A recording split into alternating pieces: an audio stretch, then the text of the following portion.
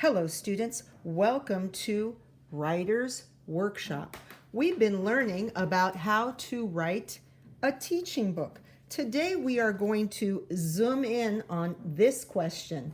How can I teach my readers? So we're really going to ask ourselves with every page we've written, as we review and reread our books, how are we teaching our readers? And today we're especially going to think about questions my readers might have. So my book's all about yoga, right? So I have to ask myself when I look at my book, have I written about who does yoga? Where can they do yoga? How do they do yoga? Maybe when or why do they do yoga? So today I'm going to look back over at my book about yoga and ask myself if I've answered those questions. But I have another little problem. I've got lots of different pages now, and you might have that too. I started writing my yoga book like most of you did, just using regular writing paper, right? So on the first page, I talked about how in yoga you do a lot of stretches. Then I talked about the stuff you will need when you do yoga. Then I wrote about breathing in yoga and the special way you have to breathe. Then I wrote about some different poses. But since I wrote that, I got this fun new booklet. And I wrote all about yoga here. I haven't done my picture yet. I haven't written my name yet, so that's something I can work on. Table of contents we'll talk about another day. I went ahead and did a page with different kinds of yoga poses, right? But I've got two different things going on here. So I want to also teach you today how you can take apart your pages. So you want to get a careful tool, hopefully someone can help you, maybe a grown-up, to open up your booklets and maybe arrange the pages in a different way. So if I want to use this could be my cover, right? I could take this for my cover. And I'm going to go ahead and keep my table of contents as my second page, even though I haven't written it yet. Then I'm going to add these pages, which are all my different pages that I've already written about different stuff. Then I'm going to put different kinds of yoga poses here. Ooh, fun facts. I think I'm going to do that at the end.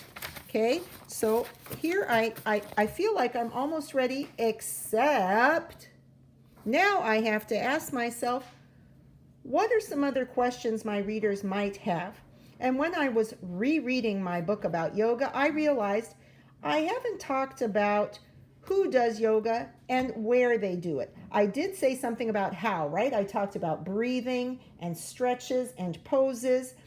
I talked about why it makes you feel healthy, but I haven't talked about who does it and where. So I wrote a new page to add to my book that I want your help with today. Here's my new page. It's really fun. I'm so excited to share it with you.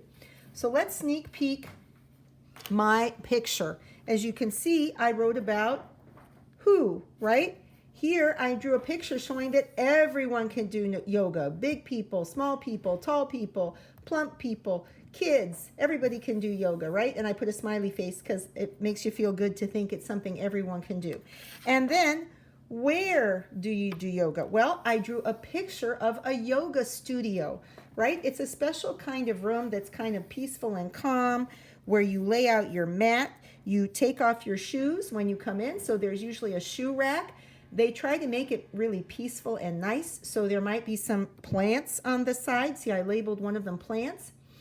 The teacher's usually at the front of the room on their mat. Sometimes there's nice, calm music playing or kind of bell or chime sounds. And there might also be some shelves for blankets and blocks and some other stuff that help you with your yoga. So I did a sneak peek of my picture. Let's read what I wrote. Here we go. Whoops! What do I need to fix right there? I forgot my capital. Jeepers creepers. Okay, let's fix that right now. Capital E. Everyone can do yoga. You can, oops, wait a minute. I think I got to have one idea, one sentence. Everyone can do yoga. Ooh, I think I'm going to give it some oomph. Everyone can do yoga. Oh, and then I have to start my next sentence with what kind of letter? I hope you said capital. Here we go.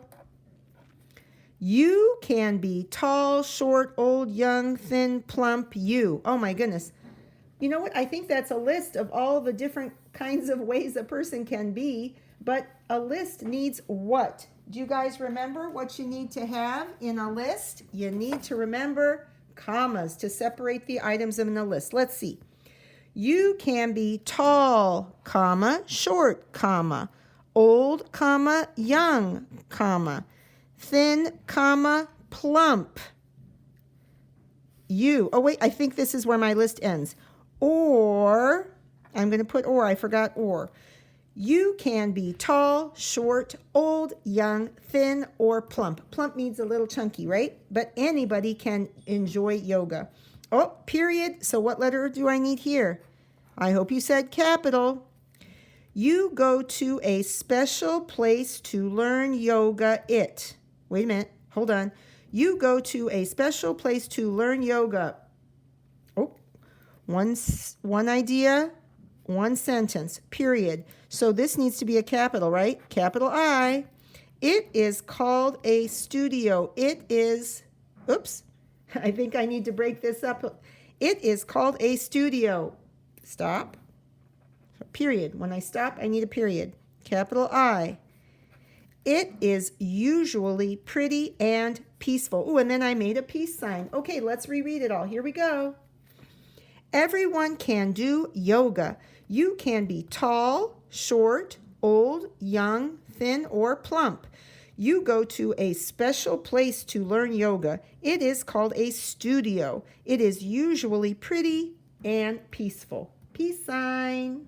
Okay, so I worked on that page, and now let's see where I can put this page in my whole book, right?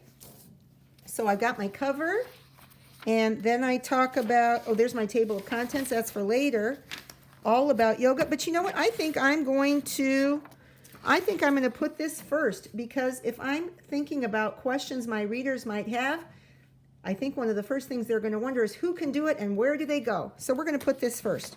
Who does it? Where do they go? How do they do it? They do stretches.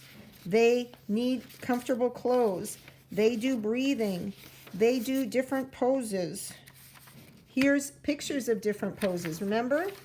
And at the end, I'm going to have some fun facts later. Okay, so I think I'm ready now to staple my book back together. So you just carefully hold the corner and staple. Maybe you can get a grown-up to help you. So now I still have some more things I can fix in here, but I have more and more pages, and I've thought to myself and answered the question.